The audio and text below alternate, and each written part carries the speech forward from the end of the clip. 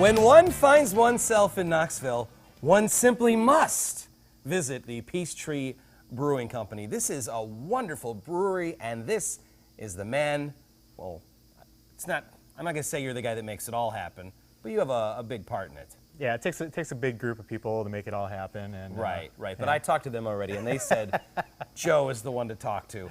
Joe, you're the head brewer around here. I am, yeah. So we have you to thank for all the delicious Peachtree beer. Yep. How many of the recipes are your own creation? I don't know, 85% of it. So I don't know how many beers we have. We probably do about 17 beers throughout the year. Okay. Seasonal and year round. So yeah. And 85% of those are from inside that brain right there. Yep. How long have you been here at Peachtree? I've been here since July of 2009. Okay, wow. So that's quite a while. You're pretty well established. In fact, your face is all over the place. I was just looking at a fermenter, and your head is there.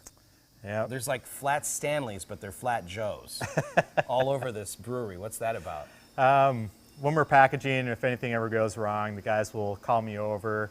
And it seems like every time they call me over when they have a problem, the packaging line's running fine and I don't find any problem. You get here and everything's fine, and you get this a lot like, I swear to you, Joe, 5 minutes ago it wasn't working. Right, so it's been kind of like an ongoing joke that every time I come over there, everything's just fine. So we decided to paste my face looking at the packaging line so nothing happens. To try and trick the ghosts in the machine. Right. The beers you make here, walk me through some of the styles. When we first started out, our approach was to kind of do things a little bit different than most of the breweries that are running right now. Back then, there weren't very many packaging breweries that were doing an IPA, and so I did a little twist on an IPA, and I did a Belgian style IPA, and we did the Hop Wrangler. Okay. So it has a Belgian yeast, but it's got a lot of hops in there, nice bitterness, nice flavor profile. The Blanc Fatale, at the time, it was early spring when the law changed, so I wanted something that was a little bit lighter in color, something that was palatable and easy to drink. And so that was our first high alcohol beer that we came up with. And can I tell you this? You knocked it out of the park with that one. We did. I mean, if I were you, I would just hang it up and say, I've done all I can do here. But yet you keep making new recipes. We're always looking to make better beer. You're cranking out a lot of beer. You can get Peachtree all over the state, right? At this point, we're pretty close to being throughout the whole state. Almost. Everywhere you want to be, you'll find Peachtree Brewing. How much beer are you cranking out of this place in a year? Last year we did 4,600 barrels of beer. Wow. This year, hopefully we'll do, maybe 5,600. We've talked enough about the beers. I'm wondering if maybe you could help me. You got any hookup where maybe I could go to the tap room and perhaps sample some of them? I do. We can head there now. Like the way you think, Joe. Good idea. Hey everyone, look who I found. It's Megan. Megan, this whole thing was your idea. Yeah, kind of. It was a joint effort. A joint effort? Yeah, it was my two partners and I at the time. We bought the building and it was run down and kind of a mess and we didn't really know what to do with it. And then actually my dad mentioned one day in the hallway, maybe we should start a brewery. I think about 6 months later we had the tap room open and a year later we were in full production. Unbelievable. Well, I have to ask about the name, first of all. Sure. Peachtree. Yes. So there's a giant sycamore tree that is now underwater out in Lake Red Rock. But before the dam was built and before the lake was there, it was a place where it was such a large tree the Indians would meet and trade, and then it was used as a reference point when the white settlers were coming through. Right and then on. at one time it was kind of known as the Red Rock Line, and so there was a treaty as far as how far west the settlers could come, and then a couple years later they could go further. So it was kind of known loosely as the Peace Tree or the Treaty Tree. We're here in Knoxville. This is the Yes. headquarters. It is. But to go along with that, there are now branches Yes. of Peachtree. Yes. We, a few years ago, Joe and I were sitting at a bar drinking some beers and we were talking about how much we like sour beers. And so we really wanted to come up with an option to produce sour beers, but you don't want to do it in your manufacturing facility because if something you goes don't screwy. want to cross-contaminate, especially when you have things being bottled. And the more we started thinking about it, it was like, well, if we're going to build another brewery, let's do it somewhere in a metropolitan area. And so the Des Moines branch was born. So we have a nice 8.5 barrel system there. We'll be focusing on sour beers and experimental beers. You know what I think is great is the beers that you make are already so different and unique. But you lot say, how do we get even more experimental? You know, brewing is such an intersection of art and science, and I think if you don't let your brewers really come up with creative ideas and keep pushing the envelope and doing new and exciting things, they're going to get bored.